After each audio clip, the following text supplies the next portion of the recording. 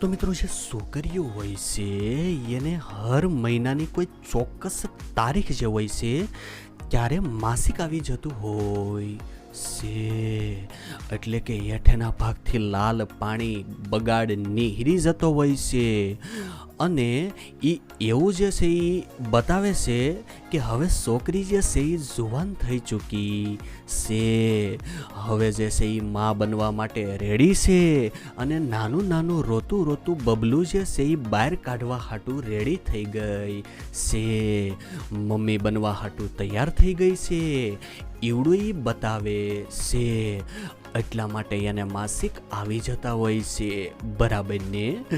પરંતુ જે છે એ અમુક અમુક સોડિયુંની માં હોય છે, એટલે કે આપણી હાહુ હોય છે, એવડી આપણે પૂછીને કે આ એની વાતો હાલે છે, આ હું વાતો કરો છો મને તો કયો, તો એની હાહુ આપણને એવું કહીને આપણને તગેડી મૂકતી હોય છે કે રોયા તારે નો જણાયા, તારે જાણીને ક્યાં જવું છે, આ છોકરીઓનો વિષય કહેવાય, આમ હાલતી નો થારી ધંધામાં ધ્યાન દેની ધંધે જા, એમ આપણને કઈ તગેડી મૂકતી હોય છે. આપણે ઘણું જાણવું હોય હો માસિક વિશે કે આ બધું શું છે, અમને તો કોઈ કયો, અમે તો ભૂથા જેવા રહી જાઉં, અમને તો કાંઈ હારી હેડ હુસતી ન, ક્યારે આવે ને શું કામ આવે ને શું વસ્તુ કરવી જોઈને શું વસ્તુ ન કરવી જોઈને, પણ આપણને આના વિશે કોઈ નોલેજ આપતું નથી.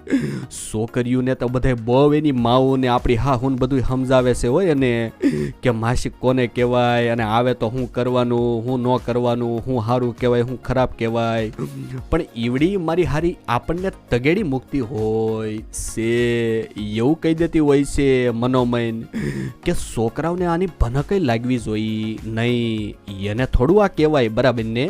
તો એટલા માટે આનું નોલેજ આપણને નાનપણથી જ હોતું નથી. તમે જોજો કે છોકરાઓ જે છે એને માસિક વિશે કાંઈ હાલ ભાઈનું જ્ઞાન હોતું નથી. કુંવારા છોકરાને ખબર જ હોતી નથી કે છોકરીઓને જે છે એ માસિક નામની વસ્તુ આવે છે, તો પણ શું કામ આવે છે ને કોને કહેવાય. પછી જ્યારે લગ્ન થાય ને ત્યારે જે છે એ છોકરી જે છે એની કેર કરવાની થાય માસિક સમયે, અને પછી આપણે એની હાળ સંભાળ રાખવાની થઈ હોય તો આપણને હાલ ભાઈની ખબર નથી પડતી હો.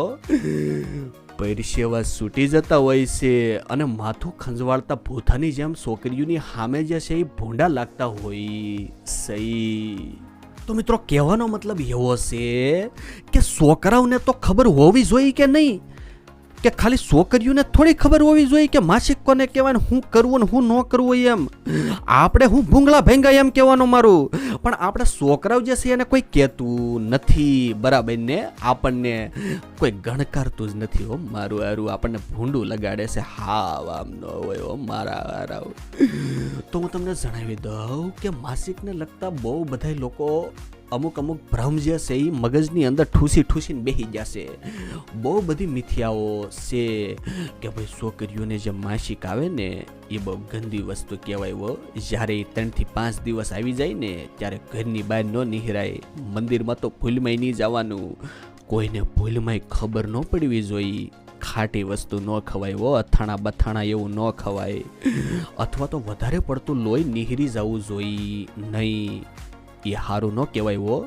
અથવા તો હાવ ઓછું માછી કંઈ ન આવવું જોઈએ અને બહુ વધારે પડતું ન આવવું જોઈએ, નહીતર કાંઈક ડખો છે હો, મોડું ન થઈ જવું જોઈએ હો માસિક આવવામાં, નહીતર પછી હારા વેમ ભરાવે હો મગજમાં કે આને માસિક જે છે એ યારો 13 તારીખે આવવાનું હતું અને માથે 4-5 દી વયા ગયા, તો કંઈક ડખો લાગે હો, કોકે લહેરાવી નાખી લાગે મારી હારી. પછી ઓલી પેશાબના ટીપા નાખીને પટ્ટીઓ જે છે એની અંદર ટેસ્ટ કરે ને ઈવડે ટેસ્ટ કરી લેતા હોય છે કે બબલું જે છે એ રહી ગયું છે કે પછી નહીં, બરાબર ને.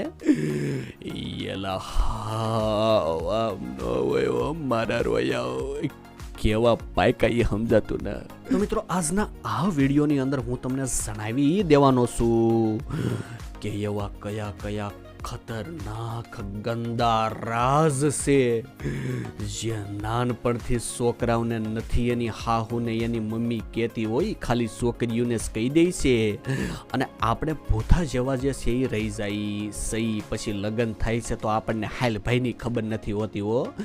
ઈવડાઈ સુપર રાજ હું તમને જણાવી દેવાનો છું. તો તો મિત્રો હું તમને વિનંતી કરું છું કે મારા રોયા ચેનલને નવા આંટો ફેરા કરવા તમે જો આવી ગયા હોય તો સબસ્ક્રાઇબ કરીને ઘંટો દબાવીને ટણા ટેણી કરી ગયો હોય એટલે તમને મજો આવે રાખે મારા વલીડાઓ. તો ચાલો મિત્રો શરૂ કરી દઈ વિડીયાને. જો મિત્રો સૌથી પહેલા તો હું તમને જણાવી દઉં કે એવા કયા પ્રકારના રાજ છે, એવી કઈ પ્રકારની મિથ્યાઓ છે કે જે આપણે માસિક જે છે એ છોકરીઓને આવે ને તો એ છોકરીઓની એણી કાઢી નાખતા હોય છે મારી યારી. તો મિત્રો અમુક લુખાવી એવા હોય છે જે એવા ભ્રમ ફેલાવે છે કે એની વાત જવા દો મારા વાલીડાઓ. અમુક લોકો એમ કહે છે કે છોકરીઓને જે માસિક આવે ને એ બહુ ગંદુ હોય છે, એનાથી બહુ બધી બીમારીઓ ફેલાઈ જતી હોય છે, છોકરી અપવિત્ર થઈ જતી હોય છે. મંદિરમાં ભૂલમાં ન જવાય, એને નાવાનું નહીં. જ્યારે માસિક આવતા હોય ને તે નાવાની ના પાડે હોય એની મમ્મીઓ. વાળ નહીં ધોવાના, ઠંડુ પાણી નહીં પીવાનું, કસરત નહીં કરવાની અને રહોડામાં ન મોકલે, અહીંયા ખાવાનું બનાવવાની ના પાડે. બોલો ખાવાનું ન હોય એ બધા ભ્રમ છે. અમુક મમ્મીઓ એવું કહેતી હોય છે કે વધારે પડતા માસિક આવી જાય, વધારે પડતો બગાડ નીકળી જાય બરાબર ને, એટલે કે બગાડ જે છે એની બહરેટી બોલી જાય, તો એમાં ટેન્શન લેવાની વસ્તુ નથી, એ નોર્મલ કહેવાય. એલા જે માસિક આવતું હોય છે એમાંથી એકદમ ચોખ્ખું શરીરનું લોહી જે છે એ બહાર નીકળી જતું હોય છે. વધારે માસિક વયા જાય ને એ નોર્મલ ન કહેવાય હો મમ્મીઓ અને હાહુની વાદે સડતું નહીં. નકર શરીરની અંદર લોહીના ટકા ઘટી જાહે ને તો શક્કર ખાઈને બીપી ઘટી જાહે, જાહો હેઠે બેભાન થઈ જાહો મારા હરાવ, ધંધે લાગી જાહો મારી વાલીઓ. એટલે એ હાહુ અને મમ્મીઓની વાતમાં આવતું નહીં મારી રોયું બરાબર ને, એ બિલકુલ નોર્મલ કહેવાય નહીં. અમુક લોકો એમ કહે છે કે આને લંબાવવાની દવા જે છે એ બિલકુલ લેવાય નહીં. અંદર ગર્ભાશયમાં કાંઈક હતું નહોતું ન થઈ જાય હોય દવા લેહો તો એમ કંઈ બીવડાવી દેતા હોય છે. એટલે કંઈક પ્રસંગ અને એવું કાંઈક હોય છે આપણે બરાબર ને, કંઈક ફંક્શન ને એવું હોય છે ત્યારે એ બીકમાં છોકરી એટલી બધી ડઘાઈ ગયેલી હોય છે કે લંબાવવાની પણ દવાઓ લેતી નથી. એલા કાંઈ વાંધો નહીં આવે હો, તમારે દવાઓ લીધે રાખો એવું કાંઈ હોતું નથી. આ બધાય ભ્રમ હોય છે ખોટા. અમુક મમ્મીઓને હાહુ મારી આરી એવી હોય છે કે છોકરીઓને ઘરની બહાર જ્યારે માસિક આવતા હોય ને તે નિહેરવા નથી દેતી. હાવ આવું ન હોય. અમુક એવા હોય છે કે જે સ્કૂલોમાં છુટ્ટી જે છે એ અપાવી દે છે, રજા રખાવી દે છે. અહીંયા હાવ આવું ન હોય. અમુક એમ કહે છે કે માસિક આવતા હોય તો 3 ને 5 વખત નવડાવવા બાથરૂમની અંદર ધક્કા મારીને મોકલે છે. એલા થોડીક તો શરમ કરો, હાવ આમ ન હોય. તો મિત્રો જ્યારે કોઈ છોકરાના લગ્ન નથી થયેલા હોતા ત્યારે આપણને કોઈ માયકાલાલ જે છે એ માસિક વિશે સમજાવતું નથી હોતું. એટલા હાટું આપણને હાલભાઈની કંઈ ખબર હોતી નથી. આપણને એટલી તો ખબર હોય છે કે છોકરી જે હોય છે એને બગાડ નિહરે રાખે છે બરાબર ને, પણ ક્યારે નિહરે છે, કેટલા દિવસે નિહરે છે, એમાં એને શું કરવું જોઈએ, શું ન કરવું જોઈએ, એને ક્યાં દુખાવો થાય છે, એને શું થઈ જતું હોય છે, આપણે એની સંભાળ કેવી રીતે રાખવી જોઈએ એ આપણને કોઈ હાલભાઈનું જ્ઞાન આપતું નથી. આપણે પૂછવા જઈને ત્યારે આપણને આપણી મમ્મીઓને હાહુ એમ કહી દેતી હોય છે કે તારે જાણીને ક્યાં જાવું લુખા, તું તારો ધંધામાં ધ્યાન દેની નીકળાયથી, એમ કઈ આપણને પાટા મારીને તગેડી મૂકતા હોય છે. પછી જ્યારે આપણા લગ્ન થઈ જતા હોય છે અને છોકરી જે છે એને માસિક શરૂ થઈ જતું હોય છે અને એને ઉલટી જેવું થવા મળે, પેટમાં દુખવા મળે, પેડુમાં દુખવા મળે, કમર દુખવા મળે, સ્વભાવ ચીડચીડિયો થઈ જાય, કોઈની આરે વાતો કરવાનું એને મન ન થાય અને બાંધણે સડી જાય, તો આપણે આમાં બાંધવા મળતા હોઈએ સહી. કારણ કે આપણને એનું જ્ઞાન તો કંઈ છે નહીં કે આ એને કારણે ગુસ્સો કરે છે, ભૂથા જેવા આપણને કોઈ તો સમજાયું ન.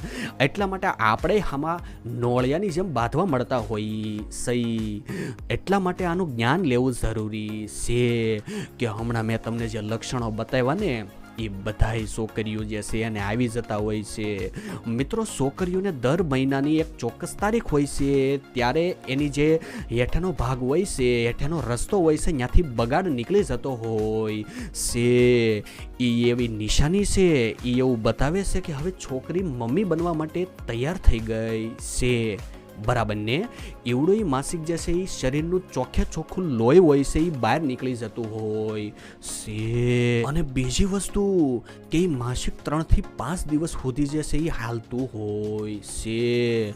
અને એમાં છોકરીઓ જે હોય છે એને પેડુનો દુખાવો, કમરનો દુખાવો, ઉલટી જેવું થવું, શરીર દુખવું, સ્વભાવ ચીડચીડિયો થઈ જતો હોય છે, બધાની હારે બાંધણે સડી જતી હોય છે. આવા પ્રકારની વસ્તુઓ થઈ જતી હોય છે. એ સમય એવો હોય છે જ્યારે છોકરાઓ જે છે એને છોકરીઓની સારી એવી કેર રાખવાની જરૂર પડતી હોય છે, એને સાથ આપવાની જરૂર હોય છે. એ સમયે એને મોટિવેશન આપી, એના માટે દવાઓ લાવી અને સાફ સફાઈનું જે છે એને નોલેજ આપી, અને જ્યાં સુધી એને માસિક પૂરા ન થઈ જાય ત્યાં સુધી અમુક વસ્તુનું ધ્યાન રાખવું પડતું હોય છે. એ સમયે લબાલબ કરવાની હોતી નથી, પણ અમુકને જ્ઞાન નથી હોતું, તો ઈવડાઈ જે છે એવું સમજે છે કે આ દિવસો નોર્મલ જઈ છે, હાલને લહેરી લહેરી લબા લબ ઘેર ઘેર કરી લઉં, તો શરૂ માસી કે ઘેર ઘેર કરી લેતા હોય છે. એલા હાવ આમ ન હોય લુખાવ.